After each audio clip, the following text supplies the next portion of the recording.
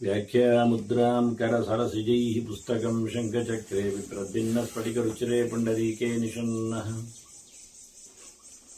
अम्लानश्रीनवृतविशदेनंशभिप्लावयन् मामाविर्भूयादनगमहिमा मानसे वागधीशः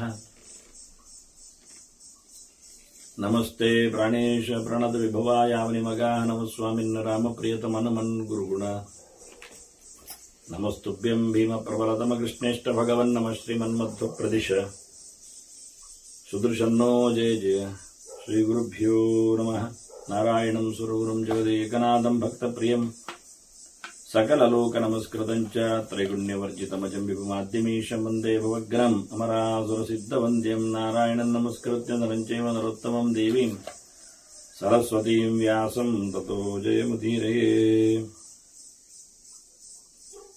ವೇದವ್ಯಾಸರ ಮಹಾಭಾರತದ ಚಿಂತಕರಿಗೆ ವಂದನೆಗಳು. ಶಾಂತಿ ಪರ್ವದ 69ನೆಯ ಪ್ರವಚನ. ಭೀಷ್ಮರು ಧರ್ಮರಾಜನಿಗೆ ಹಳೆಯ ಸಂವಾದವನ್ನು ಉತ್ತರವನ್ನಾಗಿ ಆತನ ಪ್ರಶ್ನೆಗೆ ನೀಡುತ್ತಾ ಇದ್ದಾರೆ. ಬೃಹಸ್ಪತಿ ಆಚಾರ್ಯರೇ ಹೇಳಿದ ಉತ್ತರ ವಸುಮನ ರಾಜನನ್ನು ಕುರಿತು ಆತ ಕೇಳಿದ್ದಕ್ಕೆ ಬೃಹಸ್ಪತಿ ಆಚಾರ್ಯರು ಒಂದು 3 ವಿಷಯವನ್ನು ಮುಖ್ಯವಾಗಿಟ್ಟುಕೊಂಡು, ಅದರಲ್ಲಿ ಪ್ರಧಾನವಾಗಿ ರಾಜನ ವಿಷಯದಲ್ಲಿ ದಂಡನೀತಿಯ ಶಾಸ್ತ್ರದ ಆಧಾರದಲ್ಲಿ ನಾವಿಂದೆ ನೋಡಿದ್ದೇವೆ. ನೀತಿಶಾಸ್ತ್ರ ಯಾರೆಂದೆಲ್ಲ ಲೋಕಕ್ಕೆ ಹಬ್ಬಿಕೊಂಡು ಸಂಗ್ರಹಿಸಲ್ಪಟ್ಟು ಬಂದಿದೆ ಅಂತ ಅದರಲ್ಲಿ ಬೃಹಸ್ಪತಿ ಆಚಾರ್ಯರು ಸೇರಿದರು.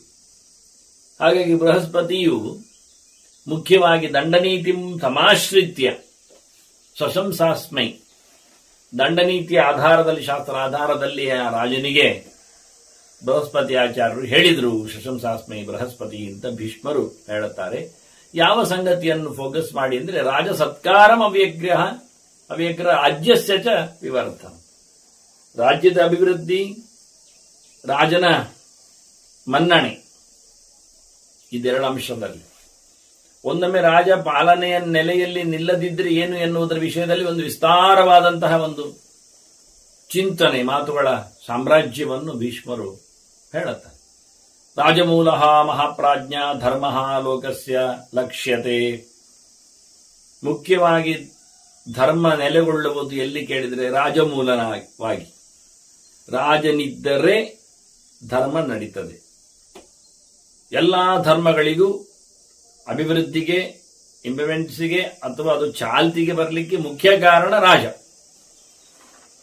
ರಾಜನಿಲ್ಲದಿದ್ದರೆ ಧರ್ಮ ಅಸ್ತಿತ್ವವನ್ನು ಕಳ್ಕೊಳ್ಳುತ್ತದೆ. ಎಲ್ಲರ ಧರ್ಮ, ಆಶ್ರಮ ಧರ್ಮ ಆಗಲಿ, ವರ್ಣಧರ್ಮ ಆಗಲಿ, ಎಲ್ಲಾ ಧರ್ಮಗಳಿಗೂ ರಾಜ ಮುಖ್ಯ ಬೇಕಾಗ್ತದೆ. ಮುಖ್ಯವಾಗಿ ಜನರು ರಾಜನ ಹೆದರಿಕೆಯಿಂದಲೇ, ರಾಜಮೂಲ ಅಂದ್ರೆ ಏನು, ಅವನು ಪಾಠ ಮಾಡ್ತಾನೋ, ಅವನು ನಡೆಸಿ ತೋರಿಸಿಕೊಡ್ತಾನೋ, ಅದು ಹೌದು, ಇಲ್ಲೇನಲ್ಲ.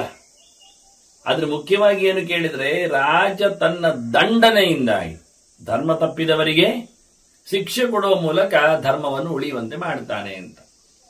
ಶಿಕ್ಷೆ ಕೊಟ್ಟ ನಂತರ ಧರ್ಮವನ್ನು ಉಳಿಸುವುದು ಹೇಗೆಂದ್ರೆ ಇನ್ನೊಬ್ಬರಿಗೆ ಶಿಕ್ಷೆ ಕೊಡುವುದನ್ನು ನೋಡಿ ಮಗದೊಬ್ಬ ಧರ್ಮದಲ್ಲಿ ನೆಲೆಗೊಳ್ಳುತ್ತಾನೆ.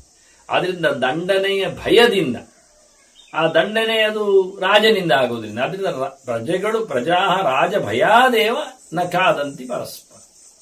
ಒಬ್ಬರಿಗೊಬ್ಬರು ನುಂಗಿ ಹಾಕುವುದಿಲ್ಲ, ಗಲಾಟೆ ಎಬ್ಬಿಸುವುದಿಲ್ಲ. ಕ್ಷಯವನ್ನು ಹಿಂದೆ ಕೇಳಿದ್ದ ರಾಜ ಹೇಗೆ ಕ್ಷಯ ಆಗ್ತದೆ ಅಂತ, ನಾಶ ಆಗ್ತದೆ ಅಂತ. ಹಾಗಾಗಿ ನಾಶ ಆಗದಂತೆ ಇರಲಿಕ್ಕೆ ಕಾರಣ ರಾಜನ ಪೋಡಿಗೆ, ರಾಜನ ಭಯ. ಅವನದ್ದೊಂದೊಮ್ಮೆ ಇಲ್ಲ ಅಂತ ಆಗಿದ್ರೆ, ರಾಜನ ಸುಪರದಿಯಲ್ಲಿ ಲೋಕ ನಿಲ್ಲುವುದಿಲ್ಲ ಅಂದ್ರೆ, ಅವನನ್ನು ಜನರು ಲೆಕ್ಕಕ್ಕೆ ಇಟ್ಟುಕೊಳ್ಳದಿದ್ರೆ, ರಾಜನ ವಿಶೇಷವಾದಂತಹ ದೌಲತ್ತಿನ ಬಗ್ಗೆ, ಅವನು ಮಾಡಿರತಕ್ಕಂಥ ಶಾಸನಗಳ ಬಗ್ಗೆ ಅವರಿಗೆ ನಗಣ್ಯ ಅನಿಸಿಕೊಂಡ್ರೆ ಲೋಕದಲ್ಲಿ ಯಾವುದೇ ರೀತಿಯಾದ ಧರ್ಮ ಸ್ಥಾಪನೆ ಆಗುವುದಿಲ್ಲ. ಅವರವರಿಗೆ ಕಿತ್ತಾಟ ಮಾಡಿಕೊಂಡು ಹಾಳಾಗಿ ಹೋಗ್ತಾರೆ. ಆದ್ದರಿಂದ ಪ್ರಧಾನನಾದ ರಾಜ ತನ್ನ ವಿಶೇಷವಾದಂತಹ ಪವರ್, ಶಕ್ತಿಯನ್ನು ತೋರಿಸಬೇಕು. ರಾಜಾ ಹ್ಯೇವ ಅಖಿಲಂ ಲೋಕಂ ಸಮುದೀರ್ಣಂ ಸಮುತ್ಸುಕಂ ಪ್ರಸಾದಯತ್. ಬೆಳವಣಿಗೆಯಲ್ಲಿ ನಿಂತ ರಾಜ್ಯವನ್ನು, ಉತ್ಸಾಹ ತುಂಬಿದ ಪ್ರಜೆಗಳ ಈ ಸಾಮ್ರಾಜ್ಯವನ್ನು, ಸಂಪತ್ತನ್ನು ರಾಜನೇ ಒಳ್ಳೆ ರೀತಿಯಿಂದ ಅವರನ್ನು ಮೇಲುಗೊಳಿಸ್ತಾನೆ, ಅನುಗ್ರಹ ಮಾಡುತ್ತಾನೆ, ಎತ್ತರಕ್ಕೆ ತರಲಿಕ್ಕೆ ನೋಡುತ್ತಾನೆ. ಧರ್ಮೇಣ, ಅದು ಹೇಗೆ? ಧರ್ಮದ ಮಾರ್ಗದಲ್ಲಿ ಮಾತ್ರ. ಪ್ರಸಾದ್ಯ ಚ ವಿರಾಜತೆ, ಹೀಗೆ ಲೋಕವನ್ನು ಬೆಳಗಿಸಿ ರಾಜನು ಬೆಳಗ್ತಾನೆ. ವಿಶೇಷವಾಗಿ ಧರ್ಮದಿಂದಲೇ ರಾಜನ ಈ ಪ್ರಜೆಗಳನ್ನು ಉದ್ಧಾರ ಮಾಡುವ ಲಕ್ಷಣ. ಯಥಾಹಿ ಅನುದಯೇ ರಾಜನ್ ಭೂತಾನಿ ಶಶಿ ಸೂರ್ಯಯೋ ಅಂಧೇ ತಮಸಿ ಮಜ್ಜೆಯು ಅಪಶ್ಯಂತಹ ಪರಸ್ಪರ. ಈಗ ಒಂದೊಮ್ಮೆ ಸೂರ್ಯನಿಲ್ಲ ಅಂತ ತಿಳ್ಕೊಳ್ಳಿ, ಏನಾಗ್ತದೆ? ಕತ್ತಲಿನಲ್ಲಿ ಒದ್ದಾಟ ಪಡಬೇಕಾಗ್ತದೆ. ಗ್ರಹಿಸಿಕೊಂಡ್ರೆ ಸಾಕಾಗ್ತದೆ. ಸೂರ್ಯನೇ ಬರುವುದಿಲ್ಲ, ಉದಯವೇ ಇಲ್ಲ. ಅಲ್ಲ, ರಾತ್ರಿ ಆಗ್ತದೆ, ಚಂದ್ರ ಬರುವಾಗೆ ಕಾಣ್ತಾರೆ. ಇಲ್ಲ, ಚಂದ್ರನೂ ಬರುವುದಿಲ್ಲ. ಸೂರ್ಯ ಚಂದ್ರನೇ ಇಲ್ಲದಿದ್ರೆ ಲೋಕದ ಕಥೆ ಏನಾಗ್ತಿತ್ತು? ಪ್ರಾಣಿಗಳ ಸಂಚಾರದ ರೀತಿ ಹೇಗ್ತಿತ್ತು? ಹಾಗಾಗಿ ಕಗ್ಗತ್ತಲಿನಲ್ಲಿ ಅಂತಾರೆ. ಕೆಲವೊಮ್ಮೆ ನಡು ಮಧ್ಯಾಹ್ನದಲ್ಲಿ ಸೂರ್ಯಗ್ರಹಣ ಬರಲಿಕ್ಕೆ ಪೂರ್ಣವಾದ ಪ್ರಮಾಣದಲ್ಲಿ ಸೂರ್ಯಗ್ರಹಣ ಆದಾಗ ಅಂದಾಜಾಗುತ್ತೆ, ಒಮ್ಮೆಲೆ ಪೂರ ಕತ್ತಲಾಗುತ್ತೆ. ಒಂದು 16 ನಿಮಿಷ ಪೂರ್ಣ ಕತ್ತಲಾದದ್ದು ಅನುಭವಕ್ಕೆ ಬರ್ತದೆ. ದೀಪ ಹಾಕಿದ್ದುಂಟು ದೇಶಗಳಲ್ಲಿ. ಹಾಗೆ ದೀಪ ಇರಲಿಕ್ಕೆ ಆಯ್ತು. ದೀಪವೇ ಇಲ್ಲದಿದ್ದಲ್ಲಿ, ದಾರಿದೀಪಗಳೇ ಇಲ್ಲದೇ ಇದ್ದಲ್ಲಿ ಎಷ್ಟು ಕತ್ತಲು ಭಯಾನಕವಾಗ್ತಿತ್ತು. ಹಾಗೆ ರಾಜನಿಲ್ಲದಿದ್ರೆ ಜನರ ಬದುಕಿನಲ್ಲಿ ಕತ್ತಲೆಯ ಕತೆ ಎನ್ನುವುದವರ ದೃಷ್ಟಾಂತ ವ್ಯವಸ್ಥೆ.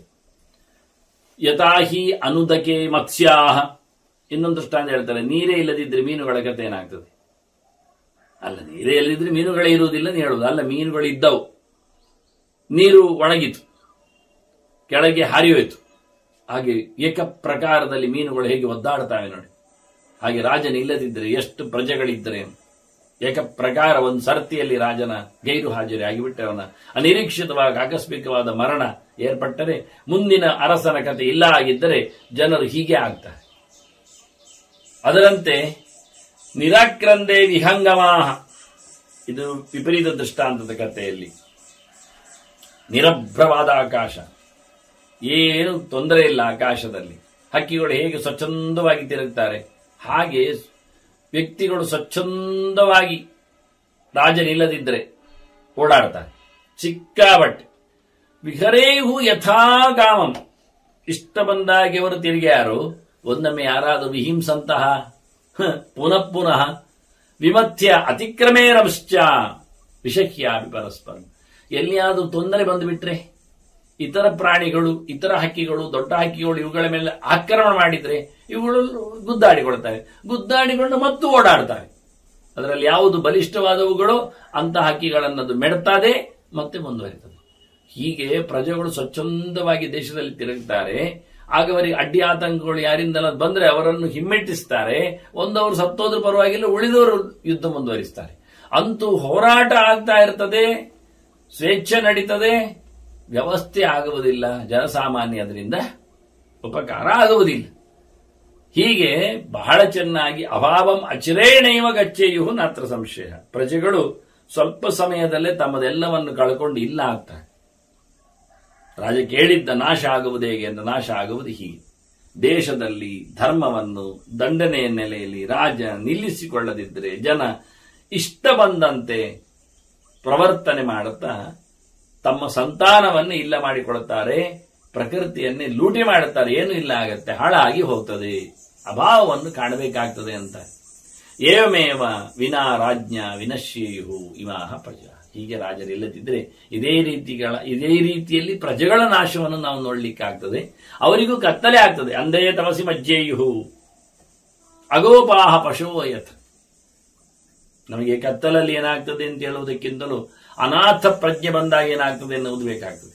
ಹಾಗೆ ಪಶುಗಳು, ದನಗಳು ಅಥವಾ ಕುರಿ ಆಡುಗಳು ಇವೆಲ್ಲ ಮುಖ್ಯವಾಗಿ ಇಲ್ಲಿ ಅಗೋಪಾಹ ಅಂತಲೇ ಹೇಳಿಬಿಟ್ರು. ಗೋಪ ಅಂದ್ರೆ ದನ ಕಾಯುವವ ಅಂತೆ. ದನ ಕಾಯುವವ ಇಲ್ಲ ಅಂತಂದ್ರೆ ದನಗಳು ಹೇಗಿರ್ತಾನೆ ನೋಡಿ. ನೋಡಿಕೊಳ್ಳುವ ಕರೆಯದಿದ್ರೆ, ಅವನು ಕೊಳಲುವುದೆಯೋ ಸದ್ದು ಮಾಡಿಯೋ ದನಗಳನ್ನು ಕರೆಯುವುದು ಮೇಯಿಸುವುದೆಲ್ಲ ಮಾಡದಿದ್ರೆ ಸಿಕ್ಕಾಬಟ್ಟೆ ಎಲ್ಲೆಂದರಲ್ಲಿ ದನಗಳು ಹೋಗಿ ವ್ಯವಸ್ಥಿತವಾಗಿ ದೊಡ್ಡಿಗೆ ಬಾರದೆ ಅಷ್ಟೇ ಅಲ್ಲದೆ ಕಾಡು ಪ್ರಾಣಿಗಳ ಬಾಯಿಗೆ ತುತ್ತಾಗ್ತವೆ.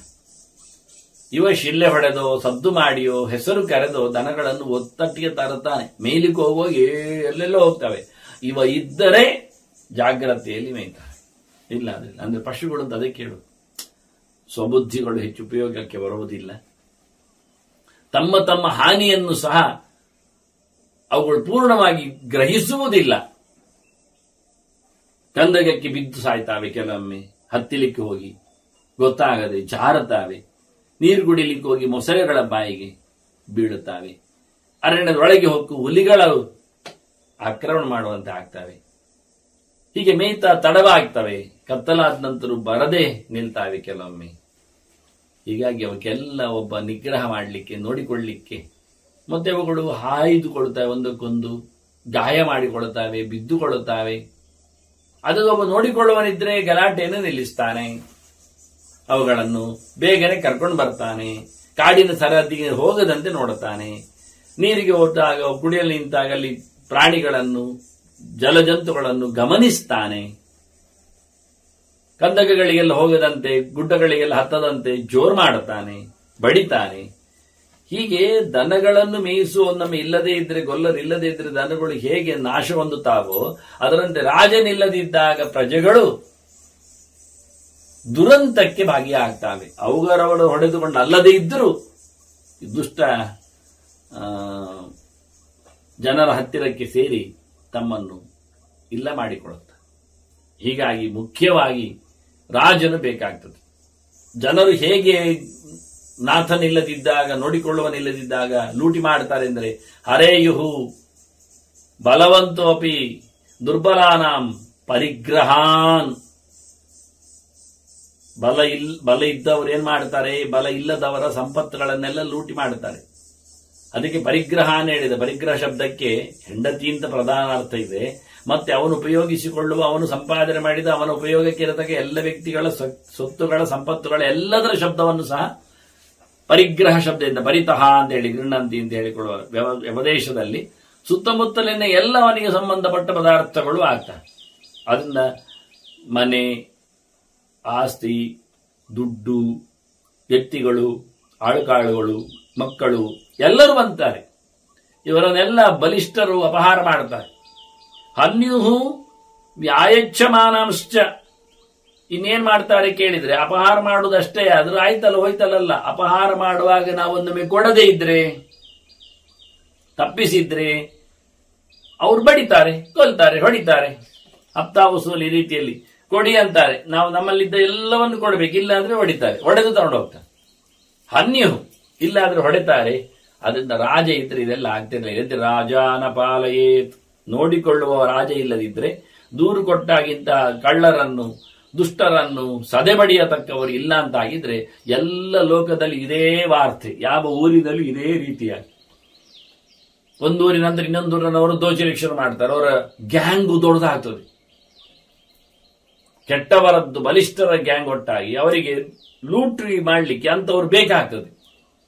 ಬಂದದ್ದನ್ನು ಹಂಚಲಿಕ್ಕೆ ಏನು ತಪ್ಪಿಲ್ಲ. ಅದರಲ್ಲಿ ಮತ್ತೆ ಗ್ಯಾಂಗ್ ಲೀಡರ್ ಜೋರು ಬೀರ್ತಾನೆ, ಅವ ಮತ್ತೆ ಅದಕ್ಕಿಂತ ಜಾಸ್ತಿ ಉಳಿದವರದ್ದನ್ನು ತಿಂತಾನೆ. ಹೀಗೆ ರಾಜ ಬೇಕೇ ಬೇಕು. ನಮೇದಂ ಇತಿ ಲೋಕೇಸ್ಮಿನ್ ಭವೇತ್ ಸ್ವಪರಿಗ್ರಹ. ತನ್ನದು ಎನ್ನುವುದು ಯಾರಲ್ಲಿ ಉಳಿಯುವುದಿಲ್ಲ ಆಗತ್ತೆ. ಪ್ರತಿಯೊಬ್ಬನು ನನ್ನದು ಹೇಳಿಕೊಂಡು ಅಪಹಾರ ಮಾಡಿರ್ತಾನೆ. ಇದು ನನಗಿರ್ಲಿ. ಇಂದಿನ ರಕ್ಕಸರು ಮಾಡಿಕೊಂಡಾಗೆ ಯಾವುದೆಲ್ಲ ಊರಿನಲ್ಲಿ ದೊಡ್ಡ ಸಂಗತಿ ಇತ್ತು ಅದು ನನ್ನದು, ಅದು ನನಗೆ. ಹಾಗೆ ಇಂದ್ರನ ಐರಾವತ, ಹಾಗೆ ವರುಣನ ಶಕ್ತಿಗಳು, ಇವೆಲ್ಲ ಅಗ್ನಿಯಿಂದ ಇವೆಲ್ಲ ಕದ್ದದ್ದು ಹಾಗೆ. ಅವರು ದೇವತೆಗಳಲ್ಲಿರತಕ್ಕ ದೊಡ್ಡ ದೊಡ್ಡ ಮಟ್ಟಿನ ಸುತ್ತುಗಳನ್ನೆಲ್ಲ ರಕ್ಕಸರು ಆಗಾಗ ಕದ್ದಿತಾ ಇದ್ರು, ಎಳ್ಕೊಂಡು ಹೋಗ್ತಾ ಇದ್ರು. ಹಾಗೆ ಲೋಕದಲ್ಲಿಯೂ ಸಹ ಯಾರ ಏನೆಲ್ಲ ಸೊತ್ತುಗಳಿವೆಯೋ ಅದು ನನ್ನದು ಹೇಳ್ತಾರೆ ಅವರು. ವ್ಯಕ್ತಿ ನನ್ನದು ಅಂತ ಒಟ್ಟು ಮಾಡಿಕೊಂಡವನದ್ದನ್ನು ಬಲಿಷ್ಠರು ಏನ್ ಮಾಡ್ತಾರೆ, ಅದು ನಿನ್ನದಲ್ಲ ನನ್ನದು ಅಂತೇಳಿ ತಮ್ಮದಾಗಿಸಿಕೊಡುತ್ತಾರೆ. ಅದರಲ್ಲಿ ಹೆಂಡತಿಯನ್ನು ಹೇಳ್ಕೊಂಡು ಹೋದಾರು, ಮಕ್ಕಳನ್ನು ಪಡೆದಾರು, ಆಳುಕಾಳುಗಳನ್ನು ಹೊಡೆದಾರು. ಯಾರನ್ನು ತಮ್ಮದಾಗಿಸಿಕೊಳ್ಳಬಹುದು, ನನ್ನ ಹೆಂಡತಿ ಅಂತ ಹೇಳುವಾಗಿಲ್ಲ. ಅದರಿಂದ ರಾಜ ಯದಿ ರಾಜಾನ ಪಾಲಯತ್. ರಾಜ ನೋಡಿಕೊಳ್ಳುವನಿಲ್ಲದೆ ಇದ್ರೆ ವಿಶ್ವಕ್ಕೆ ಲೋಪಃ ಪ್ರವರ್ತಯತ್. ಎಲ್ಲೆಂದರಲ್ಲಿ ಎಲ್ಲದರ ಸೊನ್ನೆ ಆಗ್ತದೆ, ಪ್ರತಿಯೊಂದು ಇಲ್ಲ ಆಗ್ತದೆ ಹೇಳ್ತಾನೆ. ಸುತ್ತಮುತ್ತಲಿನಲ್ಲಿ ನಾಶ ಗ್ಯಾರಂಟಿ. ಯತಿರಾಜಾನ ಪಾಲಯತ್. ಹೀಗೆ ಯತಿರಾಜಾನ ಪಾಲಯತ್ ಎನ್ನುವುದು ಕೊರಸ್ಸಾಗಿದೆ ಇಲ್ಲಿ ಮಾತಿನಲ್ಲಿ. ಭೀಷ್ಮರವನ ಗೆರೆಗಳನ್ನು ಚಿಂತನೆಯನ್ನು ತರ್ತಾ ಬೃಹಸ್ಪತ್ಯಾಚಾರ್ಯರ ನೆಲೆಯನ್ನು ಕೇಳಿದ್ರೆ ಯದಿ ರಾಜಾನ ಪಾಲಿತ ರಾಜ ಒಂದೊಮ್ಮೆ ಚಂದವಾಗಿ ದೇಶವನ್ನು ನೋಡಿಕೊಳ್ಳುವುದಿಲ್ಲ ಅಂತಾದರೆ, ನೋಡಿಕೊಳ್ಳಲು ದೇಶದಲ್ಲಿ ಒಬ್ಬ ರಾಜ ಇಲ್ಲದೇ ಇದ್ರೆ ಎಲ್ಲ ಅನಾಹುತಗಳು ಆಗ್ತವೆ. ಒಂದಲ್ಲ ಒಂದಿಲ್ಲ ಆಗ್ತದೆ. ನಾನು ಹೇಳ್ತಾನೆ, ಯಾವುದೂ ಇಲ್ಲ. ಯಾನಂ ವಸ್ತ್ರಂ ಅಲಂಕಾರಾನ್ ರತ್ನಾನಿ ವಿವಿಧಾನಿ ಚ. ನೀವು ಮನೆ ಮಂದಿ ಮಾತ್ರ ಹೇಳಬೇಡಿ, ವಸ್ತುಗಳಲ್ಲಿ ಎಂಥದ್ದು ವಾಹನ ಇಲ್ಲ. ನಾಳೆ ನೋಡಿದಾಗ ಅದನ್ನು ಕದಿದಿರ್ತಾರೆ. ಬಟ್ಟೆ ಬರೆಗಳು ಇಲ್ಲ, ಅಲಂಕಾರ ದ್ರವ್ಯಗಳು ಇಲ್ಲ, ಹಾಸನ ಪಗಡಿಗಳು ಎಲ್ಲ ಉಳಿಯುವುದಿಲ್ಲ. ರತ್ನಾನಿ ವಿವಿಧಾನಿ ಚ, ಬಹುಬಗೆಯ ದ್ರವ್ಯಗಳು, ಬೆಲೆ ಬಾಳುವ ರತ್ನ ಬಂಗಾರಗಳು ಸಹ ಇವನ್ನೆಲ್ಲವೂ ದೋಚುತ್ತಾರೆ. ಹರೇಯು ಸಾಹಸ ಪಾಪ. ಒಮ್ಮೆ ಒಯ್ದಿದ್ದಾರೆ ಅಂತ ತಿಳ್ಕೊಳ್ಬೇಡಿ, ಮತ್ತೆ ಮತ್ತೆ ಹೇಳ್ಕೊಂಡು ಹೋಗ್ತಾರೆ, ಬೇಗನೆ ಕದಿದ್ದಾರೆ. ಅಷ್ಟು ಬೇಗ ಅವರಿಗೆಲ್ಲ ಕೇಳಬೇಡಿ, ಯಾಕೆ ಅವರು ಪಾಪಿಗಳು, ಕೆಟ್ಟವರಿದ್ದಾರೆ, ಏನು ಮಾಡಲು ಹೆಸುವುದಿಲ್ಲ. ಈ ರೀತಿಯಾಗಿ ದುಷ್ಟ ರೀತಿಯಿಂದ ಸಂಹಾರ ಮಾಡಿ ಬಡೆದು ದೋಚುವ ಈ ಮಂದಿ ಎದುರು ರಾಜಾನ ಪಾಲೆ. ರಾಜ ನೋಡಿಕೊಳ್ಳುವುದು ಒಬ್ಬ ಇಲ್ಲ ಅಂತ ಆಗಿಬಿಟ್ರೆ ಎಂತಹ ಸ್ವೇಚ್ಛೆಯಾದ ವ್ಯವಹಾರ ಅಲ್ಲಿದೆ. ಯಾವ ರೀತಿ ಉಂಟು ಅಂತ ಹೇಳ್ತಾರೆ ಅವರು. ಎಂಥದ್ದನ್ನು ಸಹ ಅಸ್ತ್ರಶಾಸ್ತ್ರಗಳ ಪ್ರಯೋಗ, ಪತೇತ್ ಬಹುವಿಧಂ ಶಸ್ತ್ರಂ ಅಂತಾರೆ. ಕತ್ತಿ ಗುರಾಣಿಗಳನ್ನೆಲ್ಲ ಬಿಸಾಡ್ತಾರೆ. ಬಹುದಾ ಧರ್ಮಚಾರಿಷು, ಎಲ್ಲ ಒಳ್ಳೆಯವರ ಮೇಲೆ ಈ ಪ್ರತಾಪಗಳು ಕಾಣುವಂಥದ್ದು. ಅವರು ಹೊಡಿಲಿಕ್ಕೆ ಹೋಗುವುದಿಲ್ಲ, ಹಿಂಸೆಯನ್ನು ಮಾಡುವುದಿಲ್ಲ, ಒಳ್ಳೆ ಧರ್ಮಕರ್ಮಗಳಲ್ಲಿ ರತರಾಗ್ತಾರೆ, ಹೊರಗೆ ಹೋರಾಟದಲ್ಲಿ ಸಿಲುಕುವುದಿಲ್ಲ, 10 ಜನರಲ್ಲಿ ಸೇರುವುದಿಲ್ಲ. ಇಂಥವರ ಮೇಲೆ ಇವರ ಕ್ರೌರ್ಯ. ನಾವು ಕೆಲವೊಮ್ಮೆ ಯೋಚನೆ ಮಾಡುವುದುಂಟು, ಧರ್ಮೋ ರಕ್ಷತಿ ರಕ್ಷಿತ ಇರುವುದರಿಂದ ನಾನು ಧರ್ಮಾತ್ಮನಿದ್ದೇನೆ, ನನಗೇನು ಆಗುವುದಿಲ್ಲ, ಸಂಕಟ ಮಾಡುವುದಿಲ್ಲ, ದುಷ್ಟರ ಉಪದ್ರವ ಇಲ್ಲ ಅಂತ. ಈಗ ಇದನ್ನೇ ಗೆರೆಯನ್ನು ಇಟ್ಟುಕೊಂಡು ಹೇಳ್ತಾನೆ ಇವ. ಅದನ್ನು ಗಮನಿಸಿಕೊಂಡು ಹೇಳ್ತಾನೆ, ಪತೇತ್ ಬಹುವಿಧಂ ಶಸ್ತ್ರಂ ಬಹುಧಾ ಧರ್ಮಚಾರಿಷು. ನಿಮ್ಮ ಧರ್ಮ ದೇವತೆಗಳಾಗ ರಕ್ಷಣೆ ಮಾಡಲಿಕ್ಕೆ ಬರುವುದಿಲ್ಲ. ನೀವು ರಾಜನನ್ನು ಮಾಡಲಿಲ್ಲಲ್ಲ, ಇಟ್ಟುಕೊಳ್ಳಿಲ್ಲಲ್ಲ. ಧರ್ಮ ರಕ್ಷಣೆ ಮಾಡ್ತದೆ ಯಾವಾಗ? ಕಡೆಗೆ ಎಲ್ಲ ಮುಗಿದ ನಂತರ. ಅದು ಇವನಿಗೆ ಯೋಗ್ಯತೆ ಅನುಭವಕ್ಕೆ ಇದ್ರೆ. ಇಲ್ಲ ಆದರೆ ಈಗ ರಕ್ಕಸರದ್ದೇ ಕಾಲ ಅಂತ ಹೇಳಿಕೊಂಡು, ಅವರ ವೈಭವಕ್ಕೆ ಅವಕಾಶ ಕೊಟ್ಟಿದೆ ಅಂತ ಹೇಳಿಕೊಂಡು ಸಜ್ಜನರೆಲ್ಲ ಹಾಳಾಗಿ ಹೋಗ್ತಾರೆ, ತೊಂದರೆಗೆ ಒಳಗಾಗ್ತಾರೆ.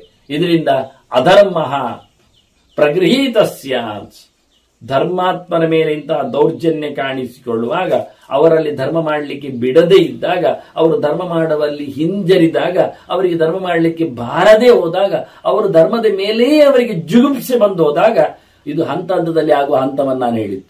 ಇಷ್ಟ ಆದಾಗ ಏನಾಗುತ್ತೆ ಅಲ್ಲಿ ಕೇಳಿದ್ರೆ ಅಧರ್ಮವೇ ಆಡ್ಲಿಕ್ಕೆ ಶುರು ಆಗುತ್ತೆ. 10 ಸರ್ತಿ ಒಂದು ಮನೆಯಲ್ಲಿ ಕಳ್ಳತನವೋ ಒಬ್ಬನ ವ್ಯಕ್ತಿಯ ನಾಶವೋ ಆಗಿ ಹೋದ್ರೆ ಅವನು ಎಲ್ಲಿಗೆ ತಯಾರಾಗ್ತಾನೆ ಅಂದ್ರೆ ಅವನು ಕದಿಲಿಕ್ಕೆ ತಯಾರಾಗ್ತಾನೆ. ನಾನಿಷ್ಟು ಒಳ್ಳೆಯವನಾಗಿದ್ದುಕೊಂಡು ನನ್ನದೇ ಈ ರೀತಿಯಾಗಿ 16 ಬಾರಿ ಎಗರಿಸಲ್ಪಟ್ಟರೆ ನನ್ನ ಭವಿಷ್ಯ ಏನಾಗುತ್ತೆ ಹೇಳಿ ಅವನು ಎಗರಿಸಲಿಕ್ಕೆ ಶುರು ಮಾಡುತ್ತೆ. ಕಲಿಯ ಪ್ರಭಾವ ಹಾಗಿರುತ್ತದೆ. ಅದರಂತೆ ರಾಜ ಇಲ್ಲದೆ ಇದ್ದಾಗ ಸ್ವಯಂ ದಂಡನೆಯಲ್ಲಿ ಪ್ರತಿಯೊಬ್ಬ ತನ್ನನ್ನು ಆ ನೀತಿ ವಂತಿಗೆಗೆ ಅಳವಡಿಸದೆ ಕೊಂಡಲ್ಲದೆ ಹೋದ್ರೆ ಅಧರ್ಮವೇ ಲೋಕದಲ್ಲಿ ಜೋರಾಗ್ತದೆ. ಅದನ್ನೇ ಎಲ್ಲರೂ ಸ್ವೀಕಾರ ಮಾಡ್ತಾರೆ. ರಾಜನಿಲ್ಲದೆ ಹೋದ್ರಿಂದ ತಪ್ಪನ್ನೇ, ಅನ್ಯಾಯವನ್ನೇ, ಅಧರ್ಮವನ್ನೇ, ಹೆಚ್ಚು ಕಡಿಮೆಯನ್ನೇ, ಸ್ವೇಚ್ಛಾಚಾರವನ್ನೇ ಎಲ್ಲರೂ ತಮ್ಮ ಧರ್ಮವನ್ನಾಗಿಸಿಕೊಳ್ತಾರೆ. ಅವರ ಧರ್ಮವೇ ಇದು ಅಂತ ಅನಿಸಿಕೊಳ್ತದೆ ಮನೆಗೆ. ಹೀಗಾಗಿ ಹೋಗುತ್ತೆ. ಎಲ್ಲಿವರೆಗೆ ಹೇಳಿದ್ರೆ ಮಾತರಂ ಪಿತರಂ ವೃದ್ಧಂ ಆಚಾರ್ಯಂ ಅತಿಥಿಂ ಗುರುಂ ಕ್ಲಿಷ್ಣಿಯು ಅಪಿ ಹನ್ನಿರುವ. ನೋಡಿ, ತಾಯಿಯನ್ನು ಬಿಡುವುದಿಲ್ಲ ದೋಚುವಲ್ಲಿ, ತಂದೆಯನ್ನು ನೋಡುವುದಿಲ್ಲ ಎಳೆಯುವಲ್ಲಿ, ವೃದ್ಧನನ್ನು ಸಹ ಎಣಿಸುವುದಿಲ್ಲ ಬಡಿಯುವಲ್ಲಿ, ಆಚಾರ್ಯನನ್ನು ಸಹ ಗಮನಿಸುವುದಿಲ್ಲ ಅಪಹಾರ ಮಾಡುವುದರಲ್ಲಿ, ಅತಿಥಿಯನ್ನು ಸಹ ಮನ್ನಿಸುವುದಿಲ್ಲ, ಗುರುವನ್ನು ನೋಡುವುದಿಲ್ಲ. ಆಯ್ತಲ್ಲ, ಮಾತರಂ ಪಿತರಂ ವೃದ್ಧಂ ಆಚಾರ್ಯಂ ಅತಿಥಿಂ ಗುರುಂ ಕ್ಲಿಷ್ಣೇಯೋ, ಯಾರನ್ನು ಬೇಕಾದ್ರೆ ಹಿಂಸೆ ಕೊಡ್ತಾರೆ ಇವರು. ಅಪಿ ಹನ್ನಿರುವ, ಹಿಂಸೆ ಕೊಡುವುದು ಅವರಿಗೆ ಬೇಡ ಅನಿಸಿ ಓಡ್ಲಿಕ್ಕೆ ಶುರು ಮಾಡಿದ್ರೆ ಕಡದಾರು ಕೊಂದಾರು, ಇಲ್ಲಾಂದ್ರೆ ದುಃಖ ಅನುಭವಿಸಬೇಕು, ಇಲ್ಲಾಂದ್ರೆ ಸಾವನ್ನು ಅನುಭವಿಸಬೇಕು, ಬಿಡುವುದಿಲ್ಲ. ರಾಜ ಇಲ್ಲದಿದ್ರೆ ತಾಯಿ ತಂದೆಯರ ಗೌರವ, ಲೋಕದಲ್ಲಿ ಆಚಾರ್ಯ ಗುರುಗಳ ವೈಭವ, ಅತಿಥಿಗಳ ಸತ್ಕಾರ ಇವೇನಿರುವುದಿಲ್ಲ. ಅನ್ಯಾಂಶ್ಚ ಕ್ರೋಶತೋ ಹಿಂಸ್ಯು ಲೋಕೋಯಂ ದಸ್ಯುದ್ಭವೇತ್. ಲೋಕ ಕಳ್ಳರ ಸಂತೆ, ಅವರೇ ಆದರ್ಶ. ಯಾರನ್ನು ಬೇಕು, ಇವರನ್ನು ನಾವು ಹೇಳಿದವರನ್ನಲ್ಲ, ಬಂಧು ಬಾಳಗದವರನ್ನು, ಜನಸಾಮಾನ್ಯರನ್ನು, ಯಾರೆಂದರನ್ನು ಸಹ ಇವರು ಬೊಬ್ಬೆ ಹೊಡಿತಾ ಇದ್ರು, ಬಿಡುವುದಿಲ್ಲ. ಎಷ್ಟು ದೂರದಲ್ಲಿಯೂ ಸಹ ಇವರ ಹಿಂಸೆ ಕಾಟ ಇರ್ತದೆ. ಸರಹದ್ದಿನಲ್ಲಿ ಮಾಡಿಕೊಂಡಿರ್ತಾನೆ. ಎಷ್ಟೋ ಜನ ಎಷ್ಟೋ ಕಡೆ ನಾನು ಕೇಳಿದ್ದುಂಟು. ಎಷ್ಟೋ ಹೊತ್ತಿನ ಬಳಿಕದಲ್ಲಿ, ರಾತ್ರಿ ಹೊತ್ತಿನಲ್ಲಿ ಆ ದಾರಿಯಲ್ಲಿ ಹೋಗುವುದಿಲ್ಲ ಅವರು ಅಂತ. ವಾಹನದಿಂದ ಹೋಗುವಾಗ ಆ ದಾರಿಯನ್ನೇ ಬಿಟ್ಟಿದ್ದಾರೆ ಅವರು. ಆ ಗಂಟೆಯಿಂದ ಆ ಗಂಟೆಯಲ್ಲಿ ರಾತ್ರಿಯಲ್ಲಿ ಆ ಬಗೆಯಿಂದ ಆ ದಾರಿಯಿಂದ ಹೋಗಬೇಡಿ. ಅದು ಕಳ್ಳರ, ದರೋಡೆಕೋರರ ನೋಡಿ, ಅಲ್ಲಿ ನೋಡಿಕೊಳ್ಳುವವನೇ ಇಲ್ಲ, ಅದು ಅವರಿದ್ದೇ. ನೋಡಿಕೊಳ್ಳುವವರಲ್ಲೇ ಇದ್ದಾನೆ, ಸೇರಿದ್ದಾನೆ.